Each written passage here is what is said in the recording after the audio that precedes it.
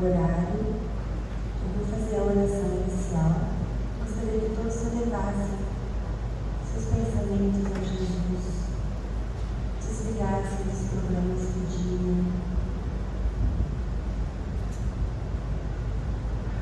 Obrigado, Senhor. Obrigado, Jesus, nosso irmão. Obrigado aos nossos guias espirituais, a espiritualidade amiga que está aqui, por mais essa oportunidade de nos encontrarmos, para que possamos caminhar da melhor forma em direção a Jesus. Que essa semana seja cheia de reflexões, bons pensamentos, e que cada dia consigamos subir mais um degrau dessa escada que nos leva ao Senhor. Que assim seja. Bom, tá bom o som? Tá dando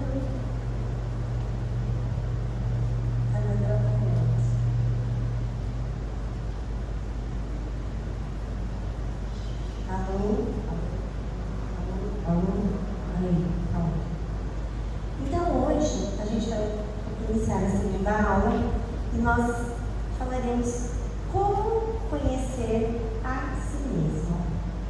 Quais são os passos que temos que dar, o que temos que saber para nos conhecermos melhor. Então, qual é o objetivo da nossa aula? A aula ela será dividida em 3 partes. Uma, nós vamos falar como conhecer-se no convívio com o próximo, pela dor e pela autoanálise. Então, nós vamos ter 3 fatores, 3 formas que a gente pode se conhecer. E nós vamos utilizar todas essas formas. Esse trabalho de autoconhecimento, ele segue alguns passos que a gente precisa dar. E tem algumas coisas que a gente precisa aproveitar para conhecer. Porque como conhecer? Né? Durante a aula a gente vai falar. Seguidamente, nós veremos as crenças que impedem as mudanças comportamentais. Quais são alguns fatores das nossas vidas, algumas coisas que a gente traz lá de trás que impede essa mudança? A gente às vezes tem alguns pensamentos que estão enraizados lá atrás. Fala assim, nossa, se eu agir dessa forma, eu tenho sangue de barata. Será? E aí a gente não muda por causa disso. Então assim, tem vários que eu vou falar, são 15 crenças que a gente tem, todos nós temos, que impedem essa mudança. Então nós temos que lutar contra essas crenças. A gente tem que repensar nessas crenças. E no final, né, vai ter uma avaliação individual. E aí a tarefinha de casa, todo mundo vai levar e vai olhar para dentro de si e responder. E ver, realmente eu preciso dessa reforma íntima? Será que eu preciso? Eu preciso.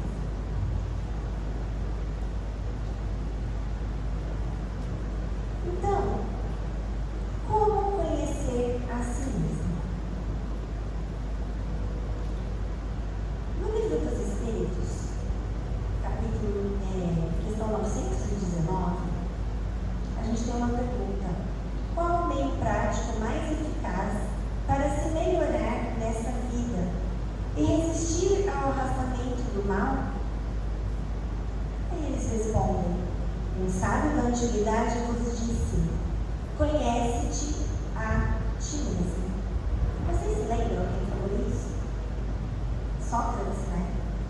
Grande filósofo, Sócrates, que já era um espírita na época, mas ainda não existia o espiritismo, mas muitas coisas que Sócrates disse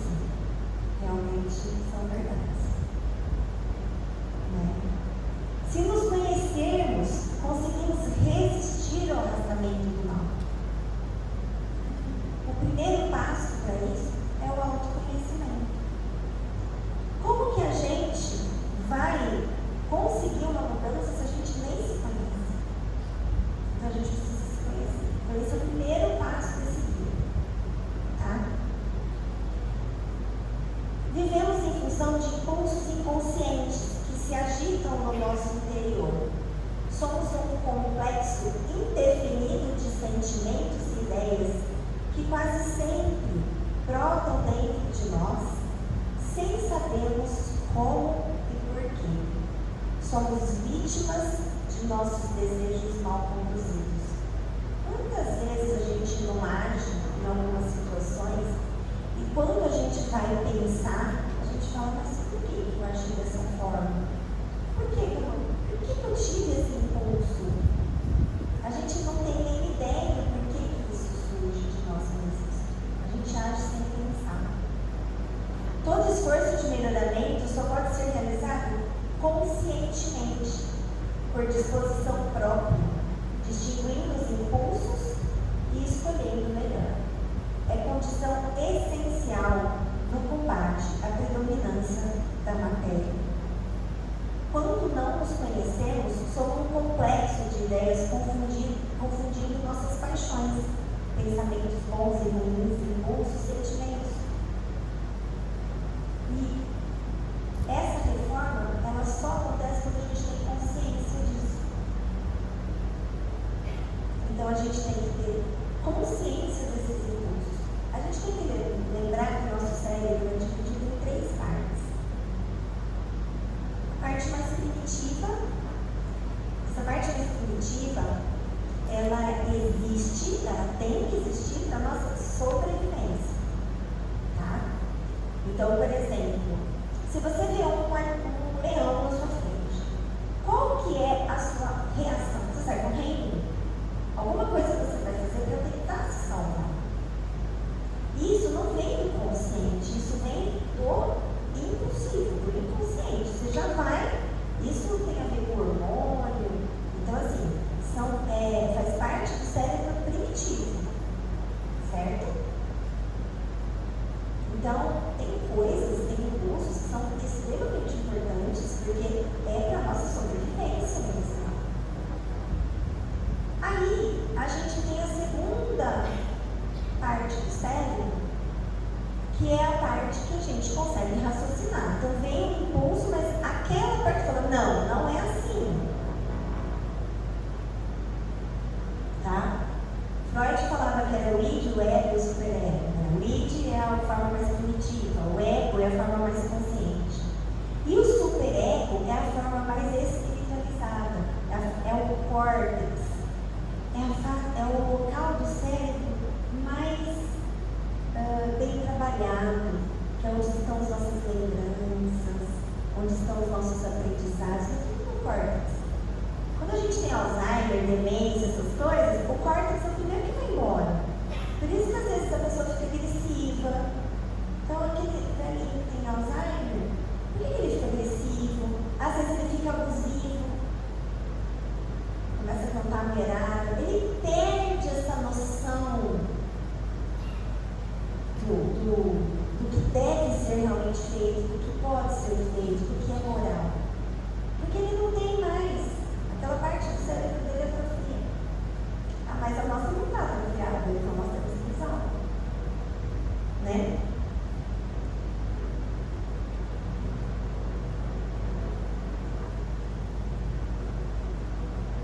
Reconhece-se o verdadeiro espírita, aqui eu digo cristão, pela sua transformação moral e pelo esforço que empreende no domínio das más inclinações.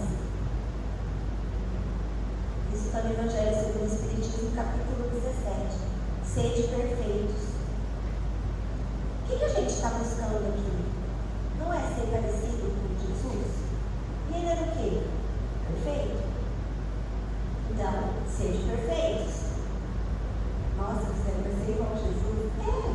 Ele é o único exemplo que a gente tem que ter. Aquilo que eu falei no ano passado. O que Jesus faria no meu mundo? Quando a gente faz essa pergunta, a gente erra menos, muito menos.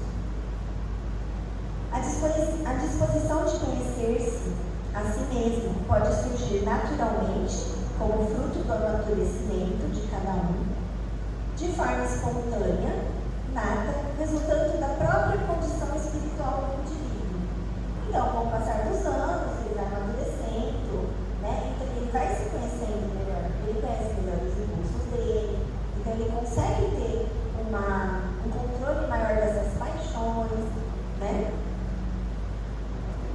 Isso é uma forma. Ou poderá ser provocada pela ação do sofrimento renovador, que desperta o ser para valores nobres do espírito. Então, a gente sempre fala, como a gente chega a Jesus? Tem duas formas, ou é pelo amor ou é pela dor. Né? A gente fala que a dor é o remédio amargo, que a gente, mas é um remédio amargo que a gente tem para a gente conseguir caminhar de forma moral. Quantas vezes a gente não dá valor para uma coisa, a gente só dá valor quando a gente perde?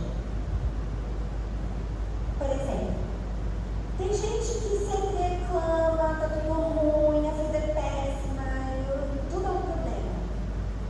Aí ela tem uma doença degenerativa, ela cai numa cadeira de rodas e não anda. Ela estava, ela nunca deu valor para isso. Agora ela não anda, agora ela dá valor. Ah, mas tudo bem, né? Você nunca falou que andar é importante. Que enxergar é importante, que ouvir é importante, que falar é importante, que comer é importante. Então a gente não consegue dar valor para essas coisas. A gente só dá quando perde. Então é uma coisa que a gente, quando a gente começa a reclamar, reclama, peraí, o que está faltando na minha vida? Será que vale a pena estar reclamando assim? Por que eu estou reclamando dessa forma? Porque eu tenho um problema, dois problemas, e as outras coisas que eu tenho são maravilhosas. É a forma da gente olhar para as coisas. Né? Então é preciso despertar em nós a necessidade de conhecer o nosso íntimo, objetivando nossa transformação, como ensinado e exemplificado pelo Divino Mestre Jesus. Múltiplas são as formas pelas quais vamos conhecendo a nós mesmos, assim como a maneira como respondemos ao que nos acontece e como reagimos aos inúmeros impulsos externos no ambiente. Então aqui nós vamos aprender a trabalhar melhor os gatilhos e o ambiente para que eles sejam favoráveis à nossa renovação. Porque às vezes a gente está fazendo tudo certinho, mas é aquele ambiente, aquela pessoa, ela gera um gatilho, e esse gatilho faz com que você saia daquele caminho que você estava seguindo. Então a gente vai aprender a detectar o gatilho, a entender que aquele gatilho tira a gente daquele rumo, e aí a gente vai aprender a lidar com isso para não sair. Então a gente tem que estar vigilante o tempo todo. Porque os gatilhos são inúmeros. A outra forma é conhecer-se no convívio com o próximo. Lembra que eu falei que tinha 3 formas? Então, conhecer-se a si mesmo, conhecer-se a si mesmo no convívio com o próximo.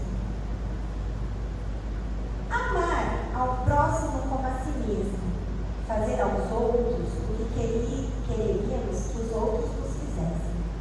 É a mais completa expressão da caridade, pois que resolve todos os deveres para com o próximo. Também no Evangelho, capítulo 11, amar ao próximo como a si mesmo. Então eu tenho a oportunidade de avaliar em mim minhas fragilidades e meus defeitos, e nós só conseguimos fazer isso em convívio com a sociedade. Por quê? Tá bom, eu estou lá, lockdown, dentro de casa, não estou convivendo com ninguém. Os gatilhos são muito menores. Quando você sai da sociedade, os gatilhos são muito maiores. E aí a gente vai saber como a gente reage a determinados gatilhos. Por exemplo, eu estou saindo de casa e não estou no trânsito caótico. Qual a minha reação no trânsito caótico? Será que eu estou evoluído o suficiente para andar no trânsito caótico? Eu estou evoluída para ficar dentro de casa, mas e no trânsito?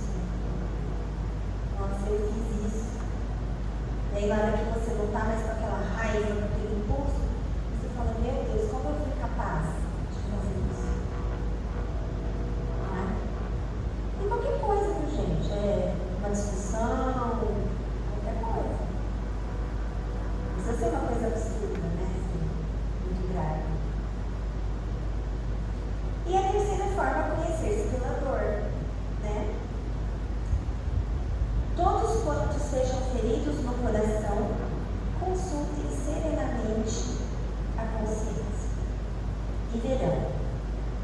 Se as mais das vezes não poderão confessar, se eu tivesse feito, ou se eu não tivesse feito tal coisa, não estaria nessa situação.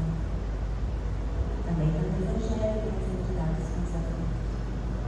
Então, muitas vezes, a gente tem que olhar as coisas que acontecem na nossa vida e, ao invés de jogar a culpa do outro, falar assim: será que não foi por alguma ação minha que eu caí nessa cilada?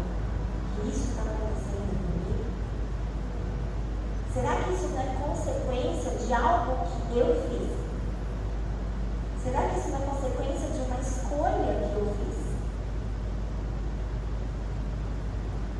Porque é fácil acusar o outro. Só que no fundo, tudo que acontece com a gente, tudo, é algo que nós causamos. Se não foi nessa vida, foi na anterior.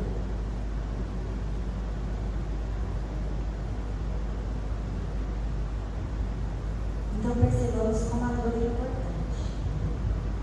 A transgressão aos limites da nossa liberdade de ação é quase sempre por nós reconhecida somente através das consequências colhidas, dos efeitos das reações que nos atingem. Quando a gente está causando, a gente não percebe, a gente percebe quando vem a consequência. Aí bate o primeiro, aí bate o não me perdoa porque eu fiz aquilo.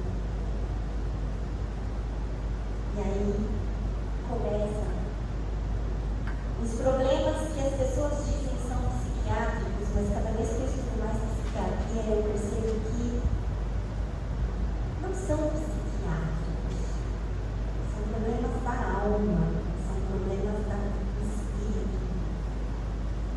Se a gente resolver esses problemas, ninguém tem depressão e ansiedade se a gente parar de viver dessa forma.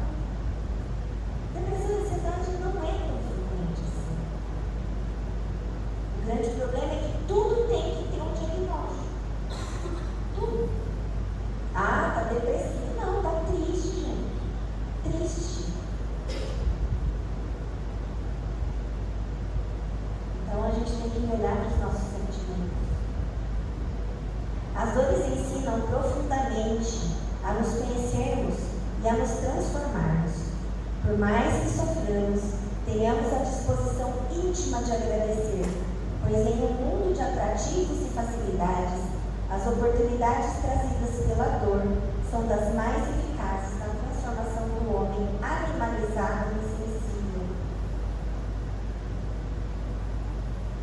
Como que o animalzinho vamos fazer um ratinho, ele vai aprender que ali ele não pode passar. Ele toma um choque. Não é pela dor? Não adianta você falar para ele que ele não ia. Não adianta. Ele é super primitivo perto da gente. Olha, a gente está se comportando como um rato. Para para pensar. A gente só aprende na pancada. Tem que tomar pancada. Você não pode ver o exemplo do outro, você não pode ver, raciocinar, nossa, se eu fizer isso vai acontecer aquilo. Não, a gente não raciocina, a gente tem que tomar porrada. Já pararam de pensar nisso? A gente está agindo igual um ratinho.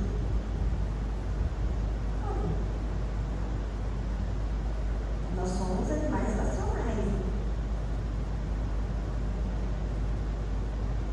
Nossa dor é a consequência.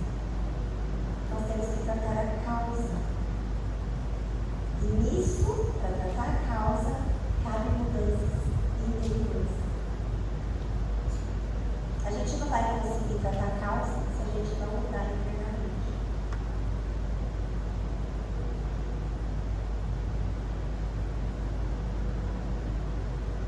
Aí, a conhecer-se pela autoanálise, que é a técnica que nós vamos apresentar aqui também.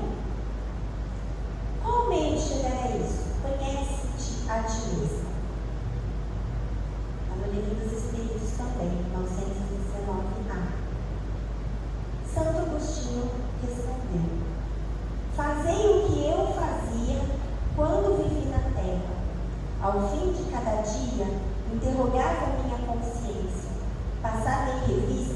o que havia feito e me perguntava se não tinha faltado ao cumprimento de algum dever, se ninguém teria motivo para se queixar de mim.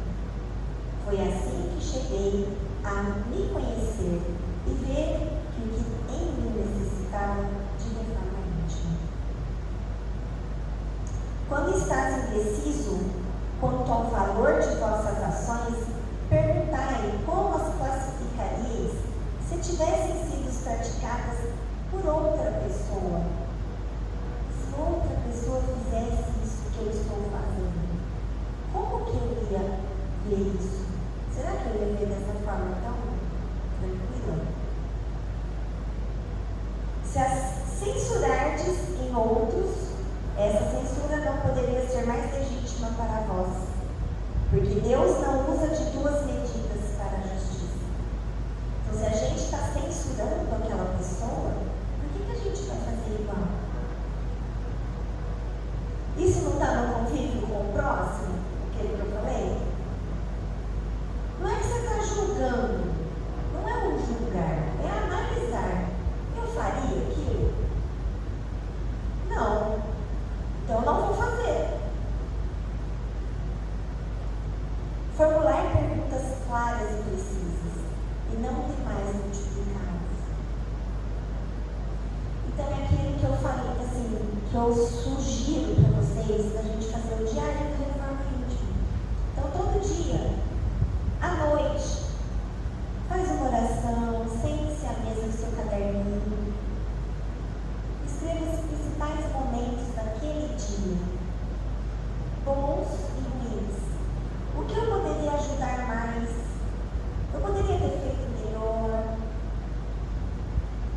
Será que eu dei a atenção necessária para essa pessoa? Será que se eu estivesse no lugar dela eu teria feito do jeito que eu fiz? E, a partir assim, fiquei muito nervosa, agredi a pessoa, falei coisas que não deveria ter falado, pensei coisas que não deveria ter pensado. Porque quando isso começa a vir para a consciência, a gente consegue analisar e vai acontecer novamente. E quando acontecer novamente, a gente não repetir aquilo que a gente fez. A gente fazer melhor. Vocês vão ver que vocês vão começar agora e daqui um mês vocês vão voltar no caderninho e vocês vão falar, nossa, olha como que eu agia, olha como eu estou agindo.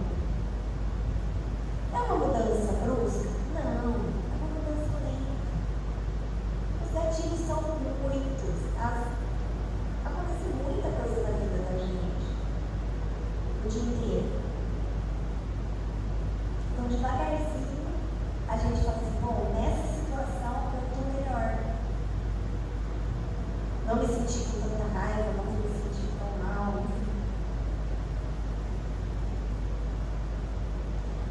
As verdades imutáveis da mudança comportamental.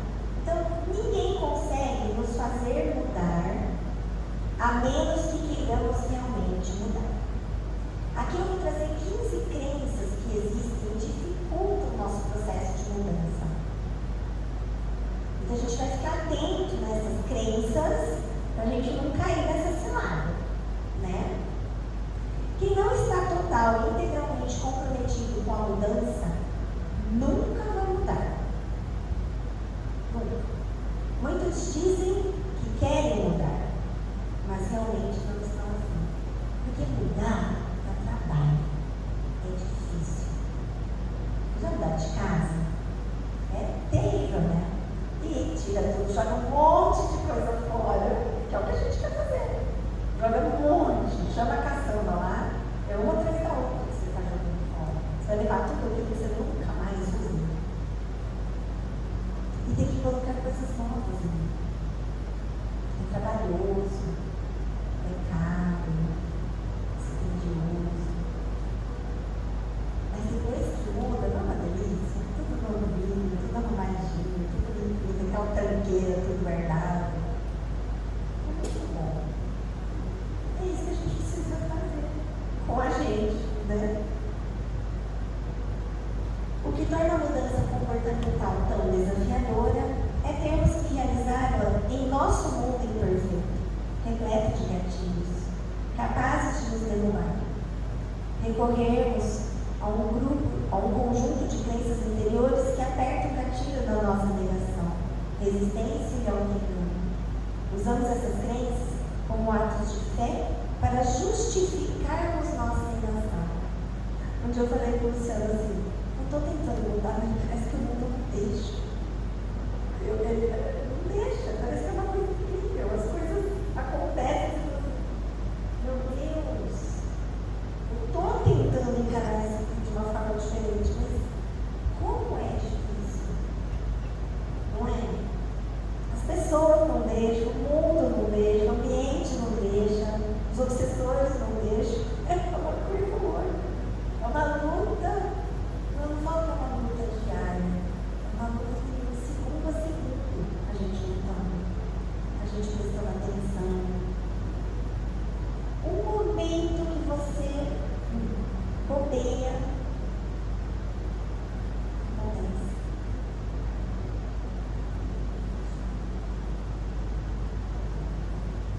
Então vamos lá, vamos falar sobre essas crenças que impedem as mudanças comportamentais. Então vamos lá. A primeira, se eu entender, vou fazer. Então, estou entendendo tudo que a Gisele está me falando aqui, então eu vou fazer.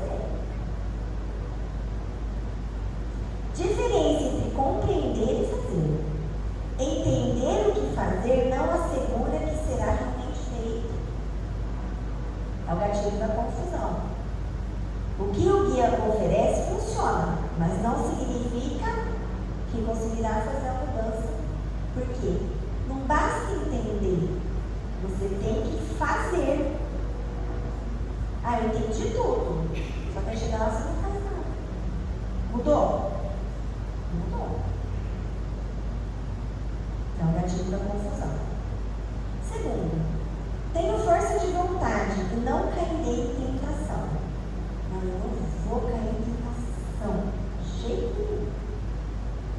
Endeusamos a força de vontade e autocontrole. Eu consigo. Subestimamos o poder dos gatilhos ambientais de nos desencaminhar.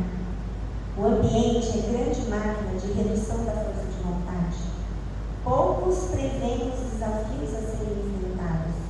É o gatilho do excesso de confiança. As pessoas que mais sofrem acidente, por exemplo, o piloto de avião que sofre acidente, o motorista de carro que sofre acidente, é aquele que tem excesso de confiança. Eu sei que por conta de tudo. Mas coisas podem acontecer no caminho. E ele não está atento porque ele acha que ele sabe de tudo. Então, a gente precisa tomar muito cuidado com isso.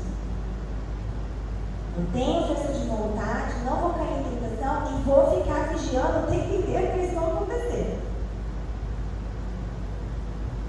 Terceiro, hoje é um dia especial. Esse é o que eu mais escuto. Hoje é um dia especial. Criamos desculpas para nossos comportamentos tortuosos, cedendo ao impulso e à gratificação de curto prazo. Dia de aniversário, jogo de futebol, feriado. A mudança exitosa leva tempo. Não é uma gratificação instantânea oferecida pelo dia especial. É o gatilho da inconsistência. Isso eu vejo quando o pessoal quer fazer dieta. Ah, mas hoje eu posso. Acabou. Só hoje.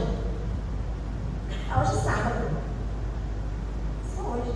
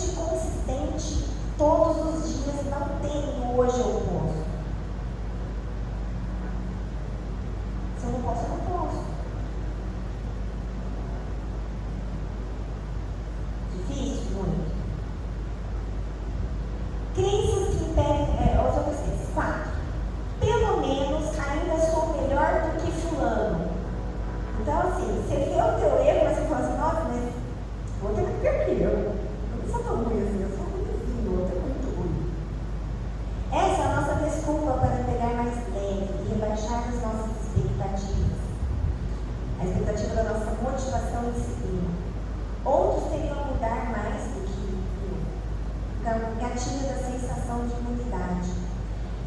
Eu vejo muito isso assim, tem paciente que fala para mim do marido, fala. Eu falo, tá, mas e você? Não, ele é tão ruim comigo, doutora, que eu sou boazinha. Tá, mas vamos ver o que você está fazendo.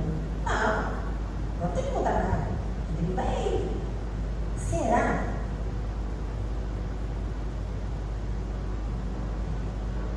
A evolução espiritual é nossa.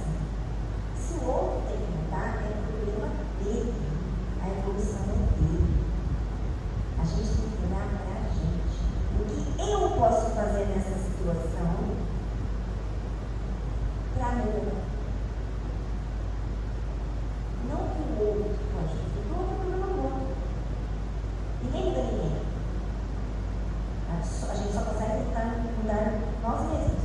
E às vezes o outro vê o nosso exemplo e acaba modificando.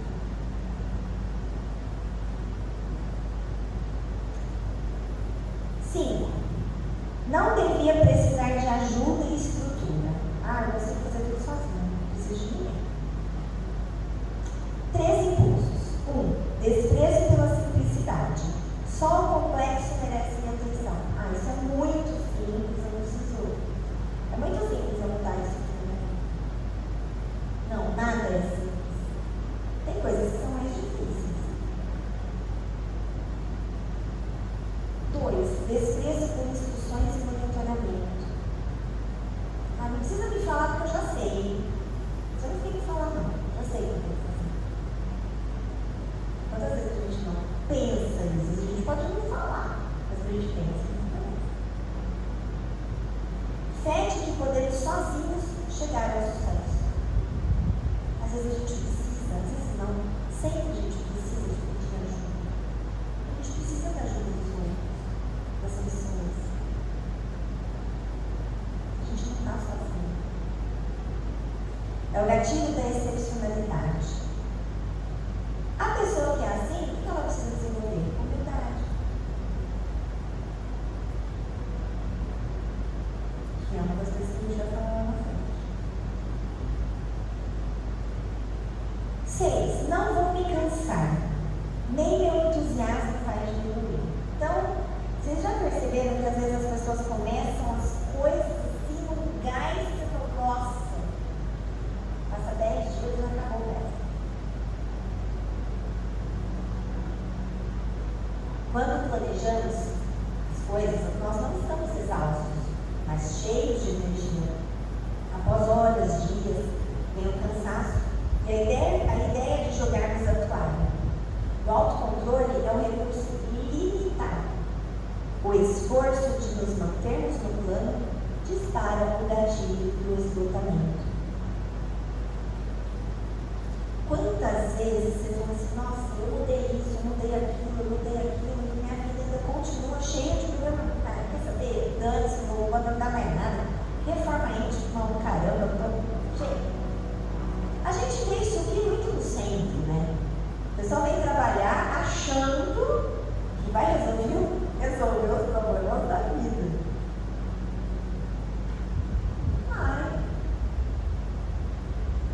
Aí fala assim, eu comecei no centro, achei que as coisas iam melhorar.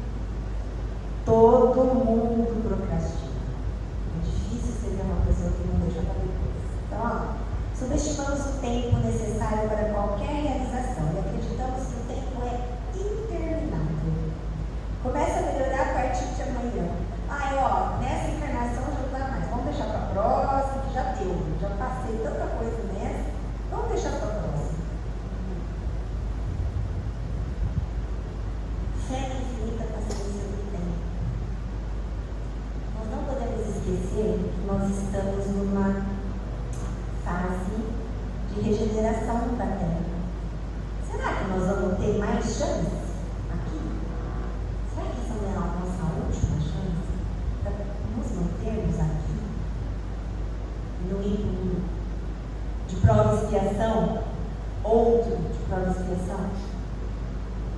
Será? Será que a mudança não tem que ser agora? Será que nós temos tempo? Será que amanhã eu estou viva? Será que eu vou desencarnar amanhã? Não sei. Eu posso estar dando algo aqui para vocês e amanhã não está mais. Não sei qual é o meu tempo aqui. Será que eu tenho tempo de perdoar aquele irmão? Ah, depois eu converso, depois eu perdoo, depois eu vejo, depois eu visito. Aí o cara está na UTI e você está visitando, está quase morrendo. Mas e aí? Quanto de tempo que você perdeu ali atrás?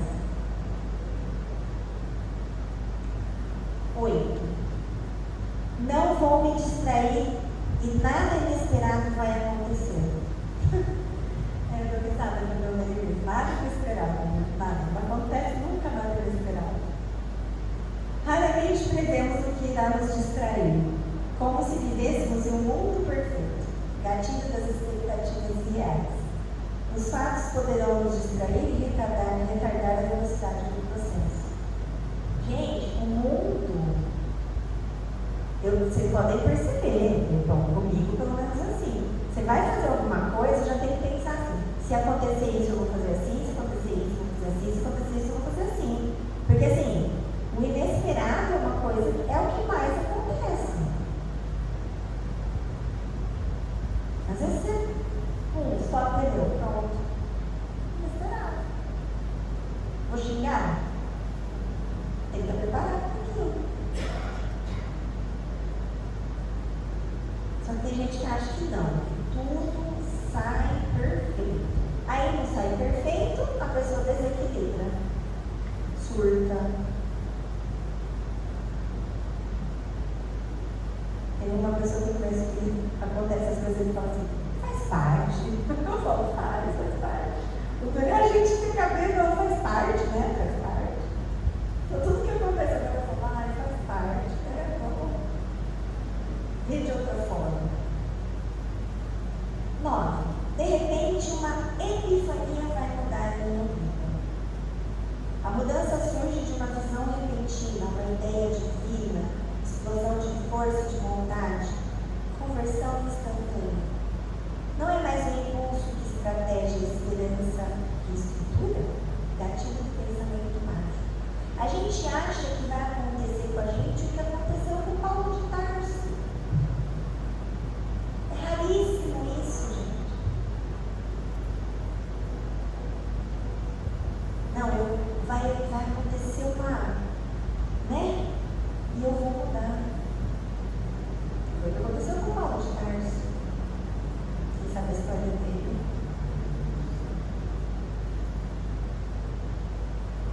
É muito difícil.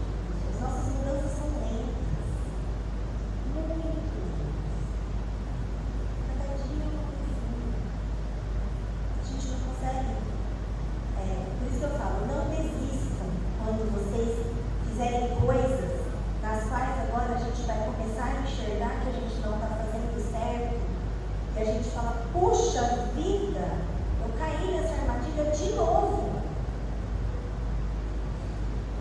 E você se esforça para não cair, mas pode ser que você caia nela várias vezes até você não cair mais. Só que você não pode desistir. Minha mudança será permanente, nunca mais terei que me preocupar. Eu não consegui fazer isso. Agora eu já estou regenerada nessa parte. Será? Será que você não ficou tão esperto, tão assim? Você conseguiu não cair. Mas se você bobear, você cai de novo. Definimos uma meta e achamos que ao atingi-la seremos felizes e nunca haverá retrocesso. É o gatilho da sensação de permanência. Sem acompanhamento, disciplina e comprometimento, a mudança não dura. Quando que a gente percebe que a gente não vai mais, que é permanente? Quando aquilo se torna natural. Você nem pensou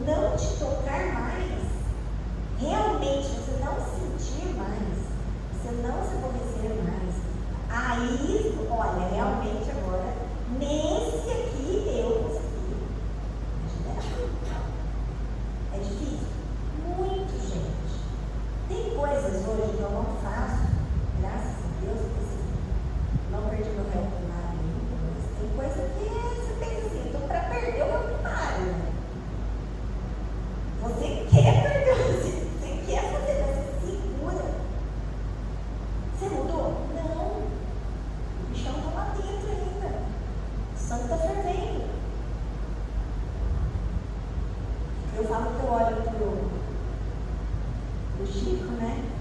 E fala assim, eu assisto os filmes dele e fala assim, nossa, porque as pessoas perseguiam ele, maltratavam, falavam coisas, né?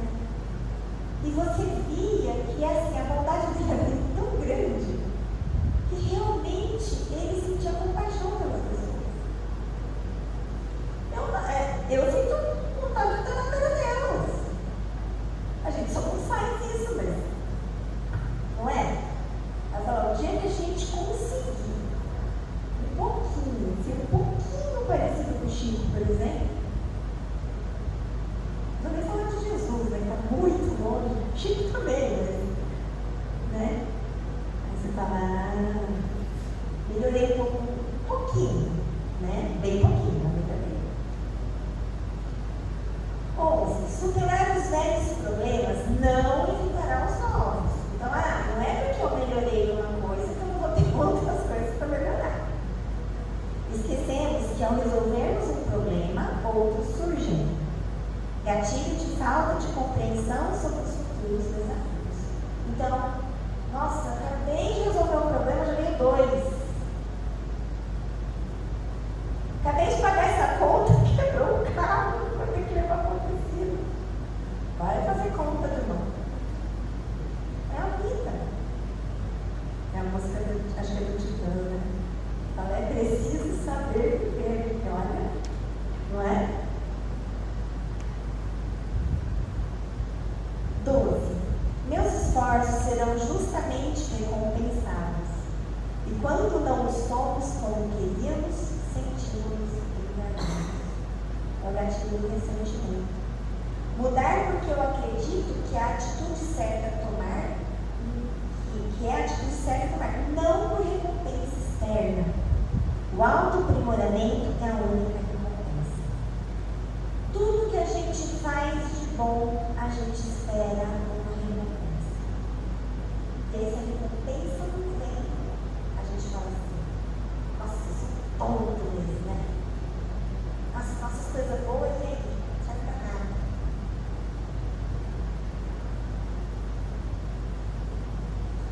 Eu vejo muito isso em empresas, né? A pessoa fala assim, eu trabalho direitinho, o outro faz tudo errado, e eu trabalho direitinho, e eu não ganho nada com isso. Eu falo, filho, você não está fazendo mais do que sua obrigação, que é trabalhar direitinho. Quem está fazendo errado é ele. Você não tem que ganhar nada porque você está trabalhando direitinho. Você não está fazendo mais sua obrigação. Você foi contratado para fazer isso, você tem que fazer. O outro que não está fazendo. A gente se nivela por baixo. A gente se compara com os ruins. Mas eu deveria ter um reconhecimento. Será? Você está fazendo além do que você foi contratado? Aí tudo bem. Você está fazendo além, não concordo. Mas porque você está trabalhando direitinho, você não falta, está fazendo mais obrigação sua. Só que a gente quer reconhecimento. A gente quer ganhar alguma coisa. Se comparando com aquela pessoa que é péssima. Quem está errado? Nós. Não temos essa visão. E a gente fica insatisfeito por uma coisa que a gente não tem que estar insatisfeito.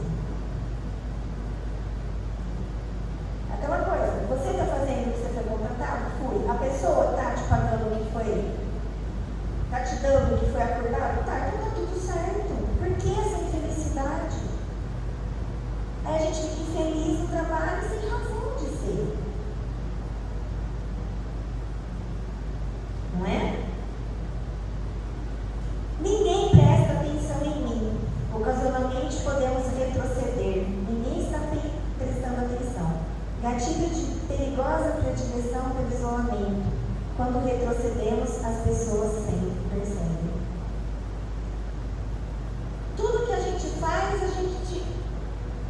o outro tem que olhar, tem que dar um palpite, tem que falar, porque senão a gente acha que tudo que eu estou fazendo ninguém está olhando. Engano-se. você. Faz uma coisa errada que você fez, que você morreu na hora. Que você fez. É aquela vez só. Tá todo mundo julgando. E pior, a gente está se olhando. O nosso maior juiz é a nossa consciência. Esse é o nosso umbral, né? Nossa consciência. Se eu mudar, eu serei mais autêntico. Recuso-me a adaptar nosso comportamento, porque isso não sou eu. Eu nasci assim, eu cresci assim, eu vou ser assim, vou morrer assim. É a síndrome da Gabriela, né? A gatilho da teimosia. Podemos mudar nosso comportamento, como também a forma como nos definimos. Ah, eu sou nervosa. Tá, você é nervosa? Você vai ser sempre nervosa? Ah, eu sou nervosa, você sempre nervosa? Não, você pode mudar. Sou brava, sou estúpida, sou grossa. Você não pode mudar? Ah, mas eu nasci assim, eu sempre fui assim. Tá, mas você tem teu córtex para quê? Não é? Tenho sabedoria para avaliar meu próprio comportamento. Tendência a dar crédito a nós mesmos pelas vitórias e culpar a situação ou os outros pelas nossas perdas. Assim, eu consegui porque eu estudei, porque eu fiz acontecer, assim. Ok. Ah, eu não consegui fazer determinada coisa porque fulano falou alguma coisa para mim. Você não conseguiu porque você não se entendeu. Mas a gente sempre faz isso, né? Nas derrotas a gente culpa o terceiro. Então, gatilho prejudicial ao senso de responsabilidade. Gente, isso são 15 gatilhos, mas tem assim, muito mais do que isso. Olha como o meio, como as outras pessoas, como tudo drena as nossas energias para a gente não mudar. E tem como a gente fugir disso? Não. Porque é a vida. Então nós temos que estar preparados para lidar com esses gatilhos.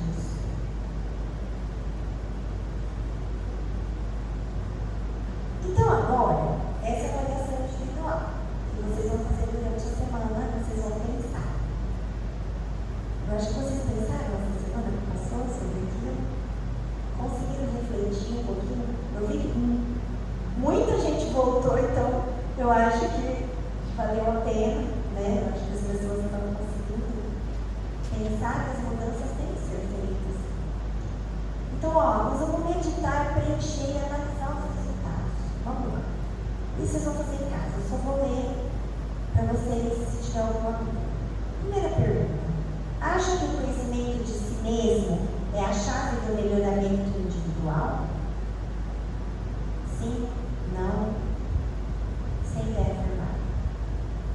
Acredita ser conhecedor de si mesmo em profundidade suficiente, podendo assim identificar os seus próprios impulsos? Sim? Não? Superficialmente? Será que eu preciso melhorar? Será que eu preciso me conhecer melhor para ver meus impulsos? Já se preocupou em descobrir os porquês de suas principais manifestações impulsivas no terreno das emoções? Por que eu tenho essa atitude nessa situação? Sim, não, raramente. Mas depois, por que você fica daquele jeito?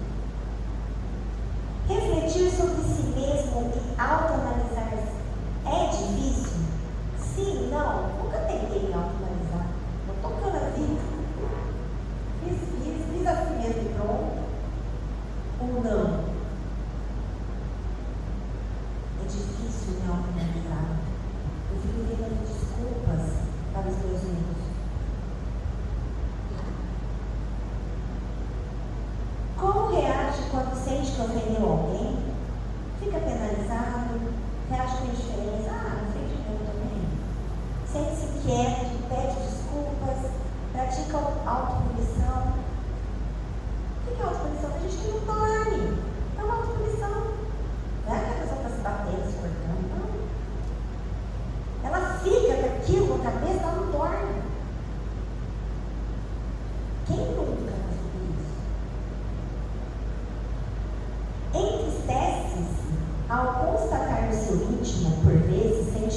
fortes que não conseguem dominar? Sim, não, diferente. Já tentou escrever os seus principais defeitos? Sim, não dê razões para fazer. Sou perfeito. Diante de algum erro ou falha sua, como você se sente? Indiferente? Deprimido? Procure se corrigir. Nossa, eu errei. Não quero fazer isso de novo. Ou, errei, acabou, passou, já foi.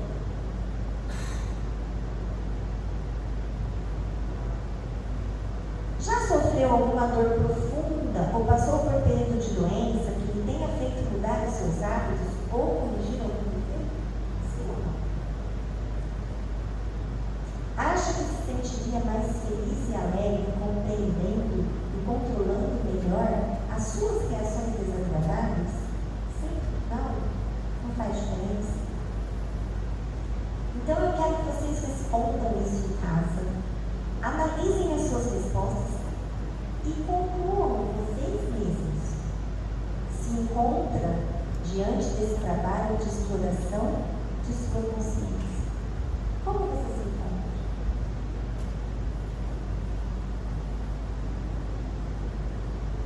Tá certo? Alguém tem alguma dúvida? Alguém que fala alguma coisa? As aulas vocês vão ver que vão ficar cada vez um pouquinho mais complexas. Então, é normal. Se vocês tiverem dúvidas durante a semana, quiserem me mandar no privado alguma coisa, vocês precisam conversar. Se eu souber responder, eu respondo, senão a gente vai perguntar para os universitários e tá para vocês. Mas é que agora é mais autoanálise mesmo, é ter essa necessidade. Então a gente vê os gatilhos. Eu acho que quando eu fiz essa aula, e agora eu fiz de novo, já fiz a terceira vez, eu vejo que cada vez eu olho e eu percebo os gatilhos. Só que eu caio neles. Só que aí passa um tempo e eu esqueço dos gatilhos. Eu acabo esquecendo de analisar eles de novo. Então a gente precisa fazer isso virar uma rotina, uma coisa do dia a dia. Porque realmente você faz o primeiro mês, você faz bonitinho, né? Você percebe que depois a vida é tão atribulada, tanta coisa, que você nem percebe, você vai tocando. Você nem percebe que aquilo é um gatilho para você. Então é isso. Então eu gostaria que vocês respondessem isso, analisassem, e semana que vem estaremos aqui novamente. Ninguém tem pergunta nenhuma? Então vamos fazer a oração para finalizar o nosso estudo de hoje. Está todo mundo muito quietinho, ninguém falando nada. Minha auto-percepção, gente, todo mundo de pensamento. Então vamos agradecer a Deus, nosso Pai, ao Mestre Jesus, por essa aula de hoje, para que possamos refletir dentro de nós mesmos, sendo verdadeiros conosco, porque só quem vai saber somos nós e Jesus, sobre o nosso íntimo, o que realmente nós precisamos modificar,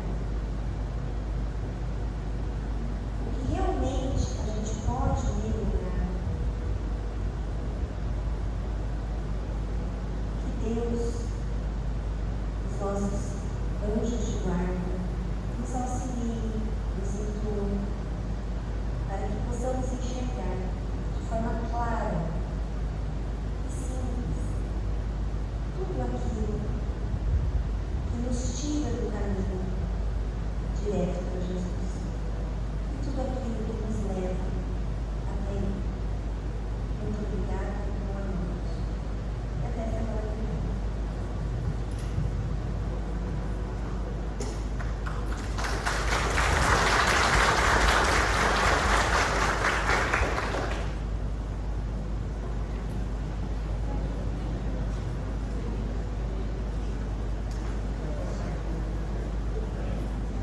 Eu vou colocar na aula, tá? Depois no grupo.